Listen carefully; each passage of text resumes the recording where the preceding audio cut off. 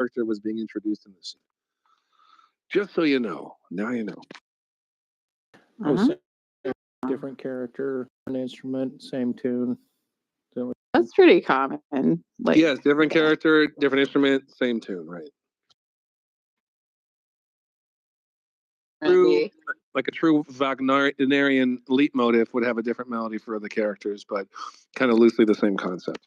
Wait, wasn't that like Tchaikovsky though? Like Peter and the Wolf was like kind of the fucking, bassoon was the duck or whatever, and the Anyway. Like who first started doing that? I don't know. Maybe. Yeah. Yeah. Good. I don't know. I'm not too familiar with Peter and the Wolf. I'm aware of it, but I haven't really. That makes sense.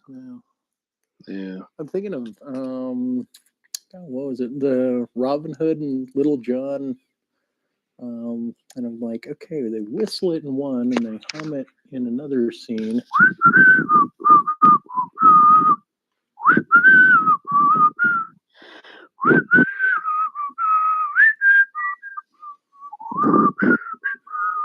Yeah. And I don't even know Disney movies that well, but for some reason that particular tune sticks with me. Yeah, it was weird. I was dating this lady when I was 24, and that was her favorite song for some reason. And then I had Mondo, you can whistle. Yeah. It's easy. You just put your lips together. And blow. God, well, when I lived in LA, I was painting landscapes of the beach all the time. But I'm out there selling on Venice Beach, and then there was this little shop called Van Gogh's Ear. It was a 24-hour shop.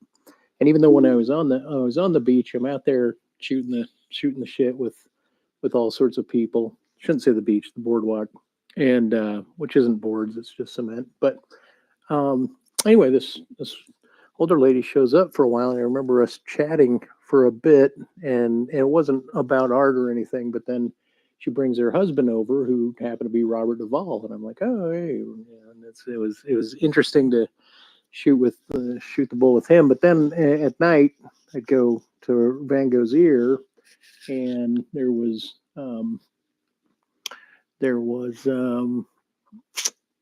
I just had his name, and now I thought of who he was with, John Cusack. And so I love John Cusack. Oh my god! I'd lean up next to the counter next to him, and I just kind of look at him while he's deciding. I said, "It's just got to be great being you, isn't it?" And he's like, "Yeah, it really is," which I just thought was a fun answer. And of course, you would say some dumb shit to a celebrity, like yeah, you don't have any fucking sensible boundaries.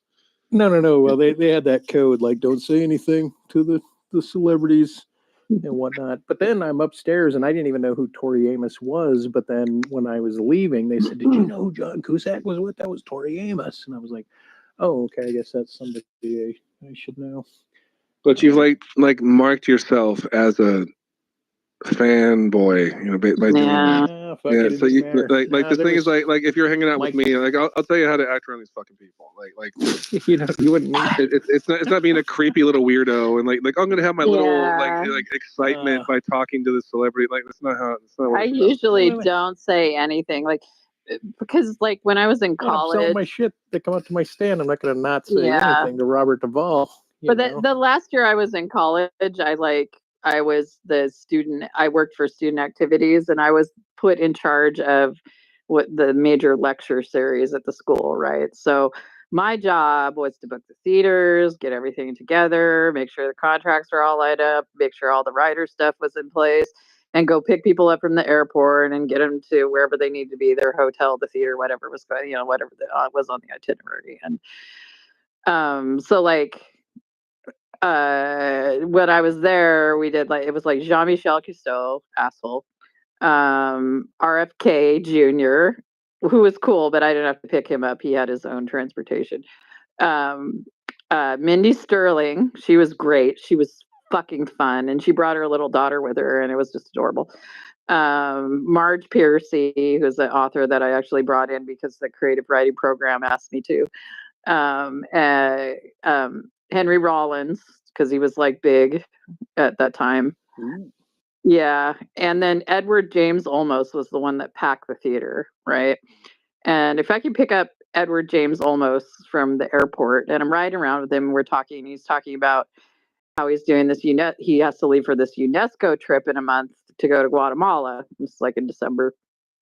And we're just talking about, he was really super nice. He was asking me about what I was studying and all this other stuff. And I was telling him about some of the archaeology projects I worked on in the surveys and Channel Scablands and blah, blah, blah. And he's like, yeah, I'm going to Guatemala. He's like, you know what? I'm going with UNESCO. And he's like, do you want to come and be my personal assistant while I'm there? And I was like, the fuck? Like, that was quick. And I'm like, well, I mean, I can call your office and see, but I didn't like agree to it. It just seemed kind of weird. And then I took him, did that, drove him back to the hotel, was kind of awkward. We were chatting and stuff normally. And then, and I think that's part of it is like, I never fangirled out. I was just like, hey, what's up? Like, here's the itinerary. This is what we're doing. And I got the invoice for the hotel, and mind you, I was working for a state college or a state university, and I get it, and I'm like going through it, line items, and he's like had been buying like pay-per-view porn while he was there, so I had to fucking call his office and be like, we can't pay for this because it's like against the law in our state, and it was super fucking awkward. And anyway, and I figured I would never go to Guatemala with him after that, but it turned out that he ended up not going anyway. He ended up narrating the Super Bowl instead. Yeah, so but couldn't have you been the impetus for as to what you drop him off? I get him don't all want settled to. in, No, and then he's no, like, "Oh I shit, don't. I'm gonna No, jack no, off to this." no. Oh, you'd like to think not. No. Getting invited to Guatemala and then drop him off Creepy. at the hotel. I don't know. I think that's why you're telling the story. It's okay. It's okay.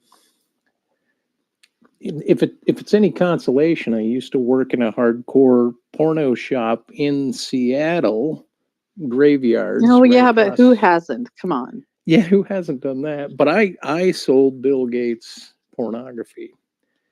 Just saying. Well, So- I rented Speaker of the House Tom Foley. I rented softcore porn videos to him at a video store, like those gross like Emmanuel movies or whatever. Like, it's pretty funny. I went to Paul Allen's house to check out his home studio that wasn't supposed to be there because of zoning laws. And I almost had to put fucking Kleenex boxes on my fucking feet like Howard Hughes. Ew. And I was like, this studio fucking sucks. Like whatever, like it's a mansion. It's like he's a billion, trillion, quadrillionaire, right? And he like spared no expense getting this, and he hired some like Pro Tools avid fucking fuckboy to set up the studio. And it was all like just the wrong shit. And I was like if we work here, I'm gonna fucking gouge my ears out. Like I do not want to do this and force, but it was like for a huge fucking celebrity artist. And I had very little power. Thank God we ended up at a real studio. Like that would have been a nightmare. See, I knew there was a reason why you were a dick, Rovis. I was like, oh well, God, it must have been, you telling me I have stories to. about. I can't be a fucking pushover. Shit Like, on your feet in Paul Allen's house. I could see why you would be like, just like, fuck this shit. This is bullshit. And then you're just, you wanted better. You wanted better for other people, and they didn't have it. No, I need And that my really job to be upset easy because they're hiring me to do a job, right? Not to put up with Paul Allen's fucking bullshit. And he fancies himself as some kind of guitar player, which is a joke. But like, it's just it's a waste of time, right? My friend Noel is the registrar for his private art collection. Yeah. Wow. Imagine being like Paul Allen. Like nothing ever sucks. You never go to a bad restaurant. You never like Everything is kind of great. Does that get old? Is that the hedonic treadmill kicks in after a while? It's kind of like, yeah, I'm tired of like eating in amazing steakhouses all the fucking time. I just want to, When they're that rich, you just eat at home and you have a personal chef. Yeah, that too. Yeah. And a Cora lookalike flies to Guatemala with you anytime you want. Not if you rent porn after you hang out with me. No. You been to Guatemala, Ike? Nope. I have. I've been to Guatemala City, Antigua, and Lake Atitlan. Motherfucker. Yeah. And the lake, it's like surrounded by volcanoes, right? And you go to this one place, and I can't remember. I think it's like Maximon is the name of this god who's like you just fill him with liquor and cigarettes, and this little god is a statue that kind of stays with certain families. You have to go like find out where he is, to sort of lay your fucking liquor and shit before his feet. And yeah, he's just like the god of just like drinking and smoking. He's a little fucking chill god in Guatemala. There's a lot of Mayan language mixed with Spanish, and so when it gets real indigenous, like I have a lot of trouble knowing what the fuck they're talking about. So I can understand You don't Spanish. understand Nahuatl? Come on. Chocolado? No, I don't. I really don't.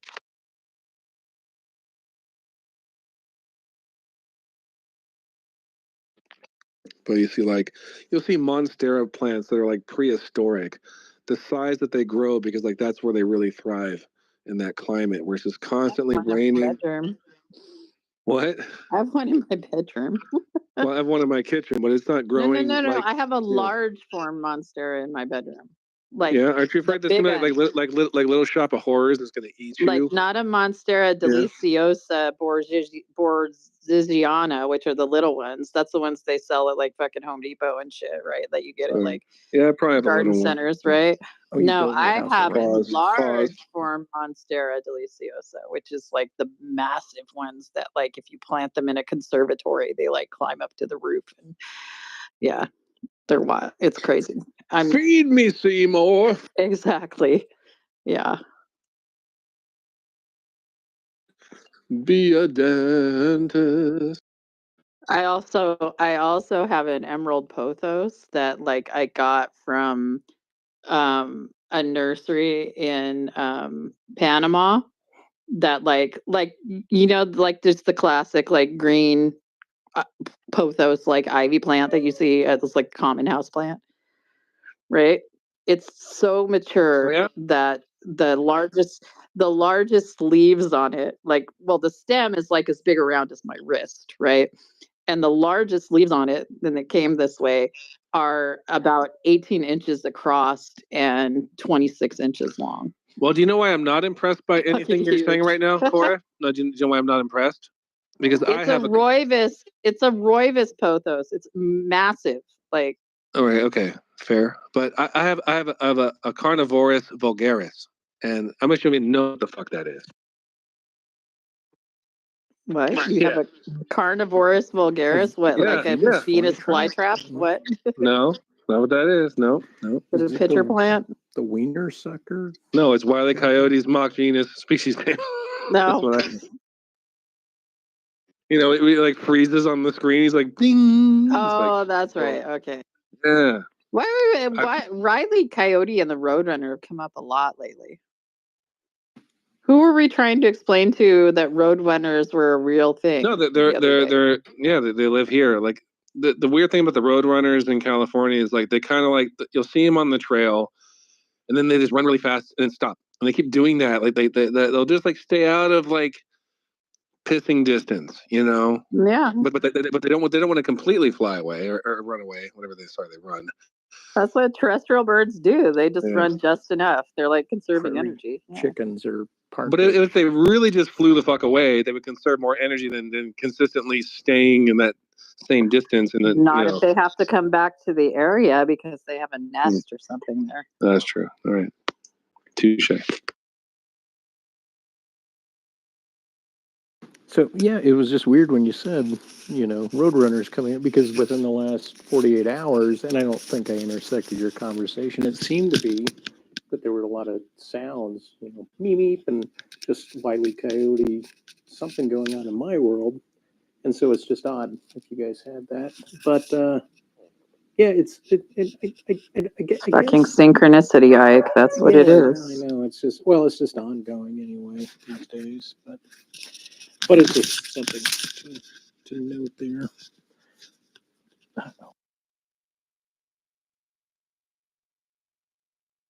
But so you were actually trying to convince somebody that didn't believe there were real Roadrunners, or they didn't know what you were Yeah, we referring got to? to talking about the Roadrunner. It was in here. We got to talking about the Roadrunner cartoon. Day was in here because Day's like from New Mexico, right? And he put up the picture of the Roadrunner, but like there was someone else in the room was like, "No way, those are real." We're like, "Yeah." Like, what the fuck? Yeah, they're little like spiffy birds. Yeah, they're spiffy. For whatever reason, I just think somehow. I mean, there were these videos of just sagebrush, tumbleweeds all over in southern mid Utah, just tons of them, and some people from back east were commenting on this video about that, thinking that there was something weirdly supernatural, like the attack of the humongous tomatoes, or the gigantic tomatoes, or whatever that movie is. But they thought, oh my God, this is just weird, right? Like they didn't understand the phenomena of a bunch of tumbleweeds rolling together, and it just, I'm impressed every time I come into these rooms that I always seem to feel like there's a different America on the other side of the Rockies. I had another thing I was going to bring up, Cora, because you had mentioned that you were saying, I've never lived in a red state, or I've never lived in the Midwest, but I thought, God, didn't you say that you went to spend like a month or something in Kentucky or something? Yeah, I mean, if you want to something out call there? that living there, but I didn't have like a permanent address or anything. Like, I've been to Sure. Kentucky and Tennessee a lot. Like, I've been to Ohio, I've been to the Dakotas, I've been to the Carolinas, I've been to Georgia, Florida. So you I've been mean in more like, almost every state except for Maine, Vermont, Connecticut, New Hampshire. Like, I haven't been far up in that corner, and I yeah, haven't been to Arizona or New Mexico yet. I want to go to South Dakota. I want to go to Oh. Deadwood.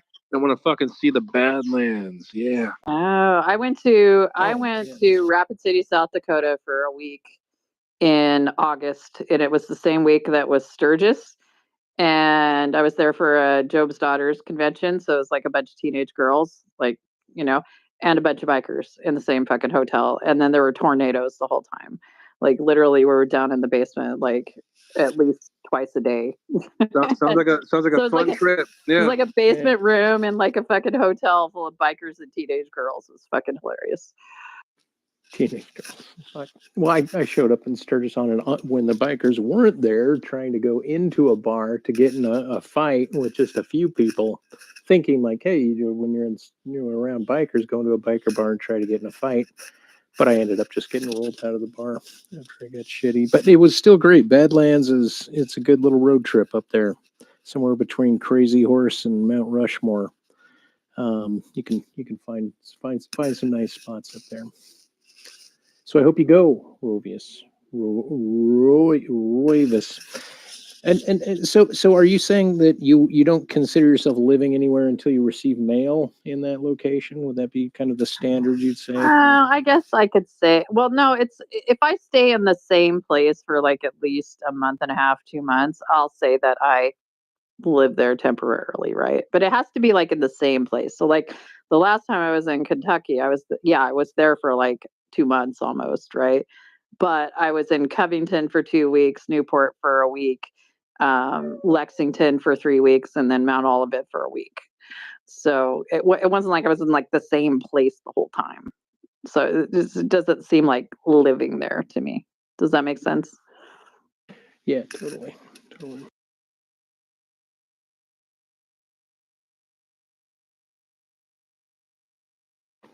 Or like I'll say I lived in Nice because I went to language school there for like a month and 3 weeks, basically. But stayed in the same place. I had a boyfriend, you know, I pretty much had a habit and a routine. So, yeah.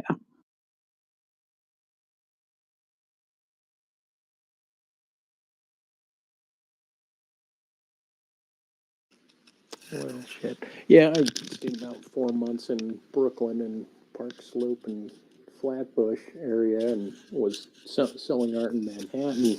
And I don't know. I stayed out there a few other times for a lesser period of time, but I considered that like, yeah, I'm living here because I received mail. Yeah, short-lived things. I guess I did get mail when I was in Nice because I was like back in the 90s. So, like, people would send me mail. Yeah.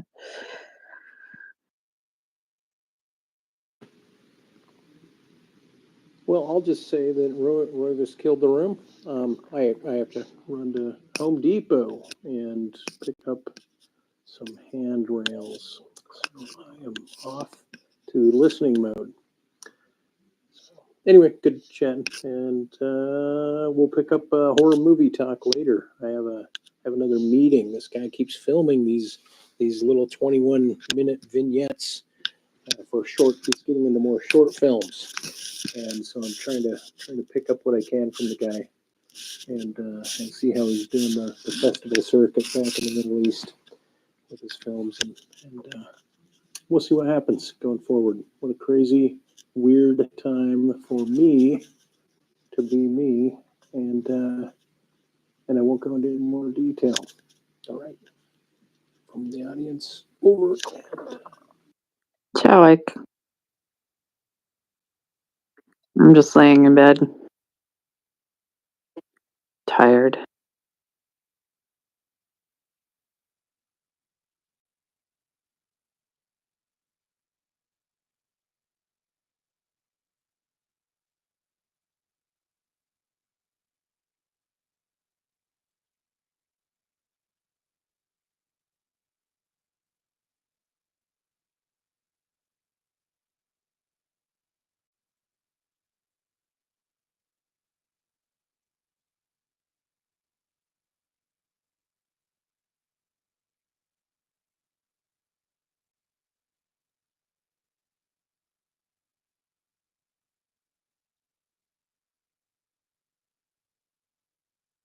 It takes two to make a thing go right. It takes two to make it out of sight.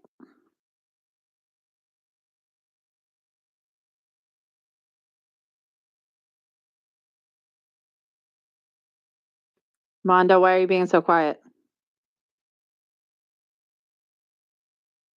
You come here in here, start a fight, clear the room. Room so empty, I even spent time talking to Ike, which never happens. Usually try to avoid talking to him like the plague. Ike is one of the most confused thinkers I've ever come across. It's interesting.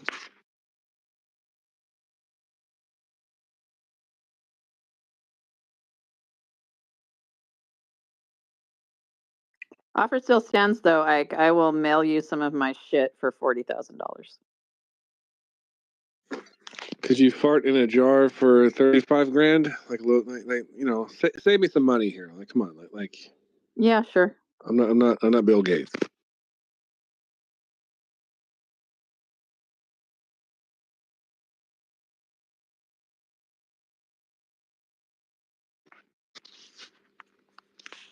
Like a fart in the jar from you is like a new Toyota Camry, basically, right there.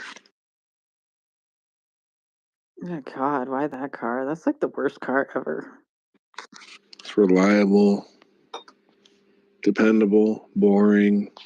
Yeah, it sounds like a friend zone boyfriend. Like, no. I don't even like them. They don't even ride that well. Like, there's You could nothing buy to a 'em. Ford. Buy a Ford. Have that fall No, hell apart. no. I like no. I like German cars. That's just how Das Boot. Get your Mercedes Benz. That's fine. I mean, Nah, I think my next car is gonna be an Audi. Because they're making the Q3s with Quattro now instead of the all motion, the fucking Like Audi All Motion's okay. It's better on the like the A6s, but like on their sort of crossovers and SUVs, like the Volkswagen 4 roads and shit.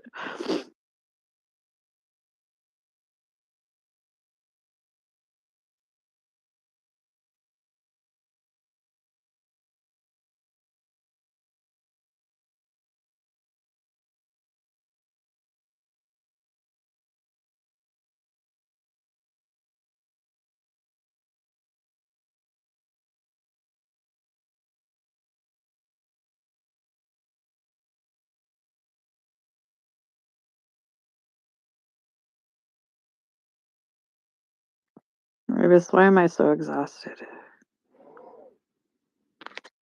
Because you're dealing with these clubhouse motherfuckers. That's why. It's because I started thinking about how much work I've done in the last year, like in the last 8 months or whatever. We're in 11 months, excuse me. See, I don't even know what fucking month it is. Because I got like just this week, I was saying, Amanda heard me say this, I've gotten like $51 million in grant awards announced. It's just like, the fuck. And so I started thinking about, because the one I heard about today, I like forgot I even did it. Like I just forgot. Yeah. And then I started thinking about all the shit I've worked on this year, and I'm just fucking exhausted. At some point, it's like I wish they would just say, "Okay, you've got enough W's this year. You can just be on retainer for the rest of the year. Take a break." Like fuck. But it's like this job is like the better you do, the more work you get, and it's like wow. No good deed goes unpunished.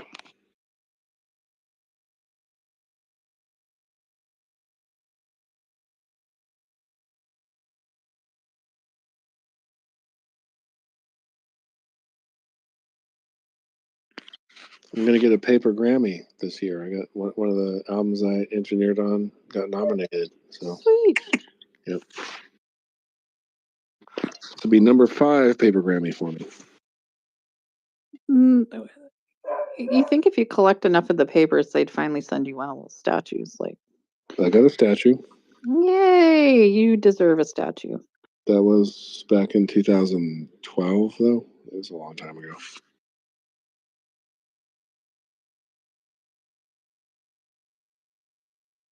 Are you guys hearing my dog in the background at all?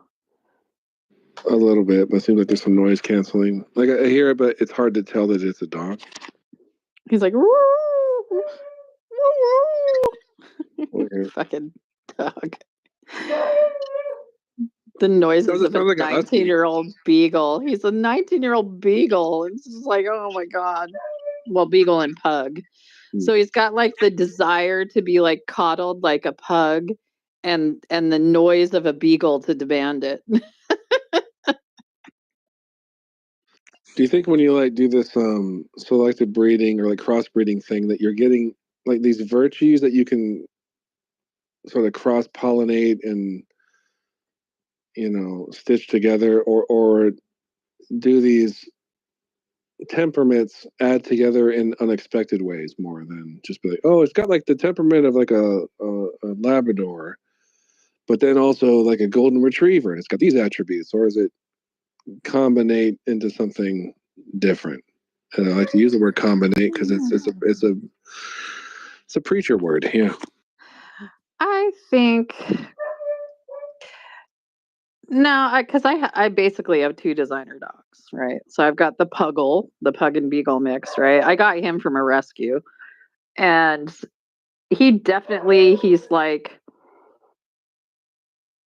lazy and fucking demanding and gives 0 fucks like a pug, but he also has like the energy, weight, and noise making abilities of the beagle, right? And he can do some cute shit. He likes to play fetch and stuff, which not all pugs are up for that or anything. But yeah, I don't think there's anything about him that I could like look at him and go, that is some sort of like mixed transcendent feature that comes from the intermingling of the DNA of the two breeds. But my other dog, who's Boston Terrier and French Bulldog, she's smart and fucking industrious and aims to please. And I don't know if I have never had a Boston Terrier, really been around them. I don't know if that comes from the Boston or not, but all of those things are definitely not French Bulldog traits. But she's also like goofy and clownish and kind of a lush. Like she like demands that, like she'll come over and basically grab my hand and put it on her chest. Like she's figured out how to wrap her paw underneath my hand so that I'll scratch her chest. Like she just knows what the fuck she's doing, and she's fucking hilarious. But I mean, she's smart enough that I've trained her to do service dog stuff, and we go out in public places that most dogs can't go. So yeah, I don't know. I love them both. And I can't wait to get Jones. We'll have the full menagerie when he comes home. So, but I don't know how much longer the old man's gonna last, though. You can see his hip bones no matter how much I feed him now. So it's kind of like sad.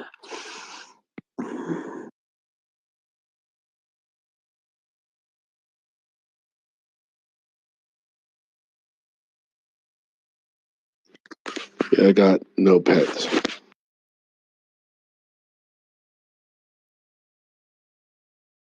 Are you go over there biting all their heads off? Like, what's going on there? Just don't want to deal with the smells, the chaos. If I had to get a pet, it'd probably be a cat.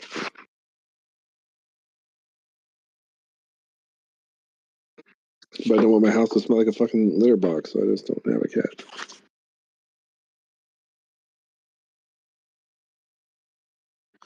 I want my house Get to smell one of those self-cleaning litter boxes. I don't know, it's just too much. And I want to be able to travel and go places and not worry about, 38 volume level. Okay. Scan off. Like, As if my plants die, it's not a big deal. I A. don't want my cat to die. Documents, but nothing is comparable when living Yeah, it. that's why I have Daily. husband that When I live was with all a the time. child at school, I was told by my Muslim teachers during. Although I'm the one that's home alone right now.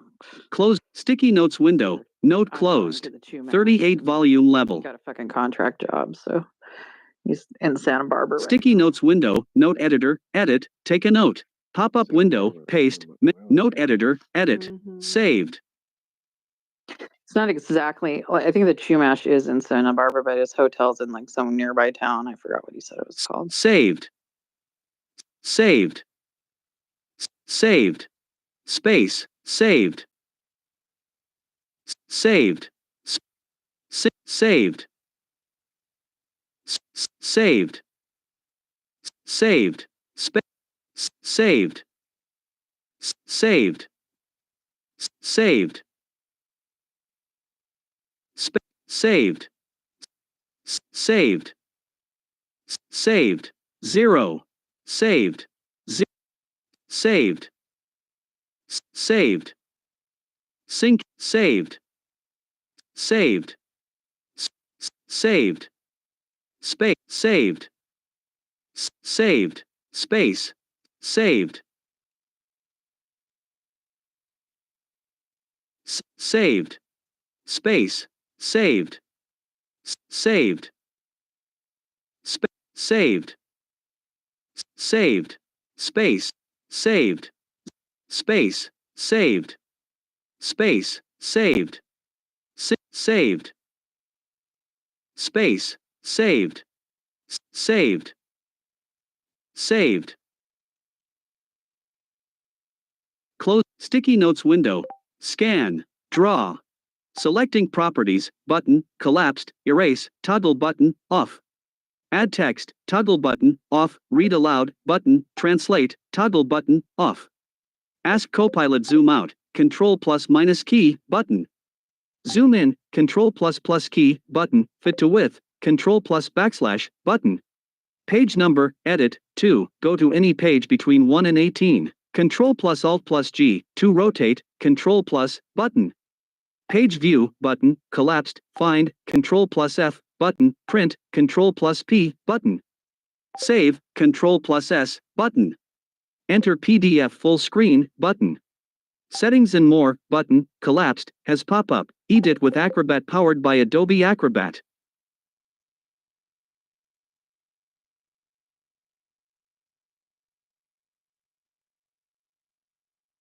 "38 volume level. All right, Rivas, what should I eat for dinner? 16 volume level. Had a falafel wrap. Powered by Adobe Acrobat. Scan off. Club deck pane. Club deck. No item in view. Stop capture club deck. Scan.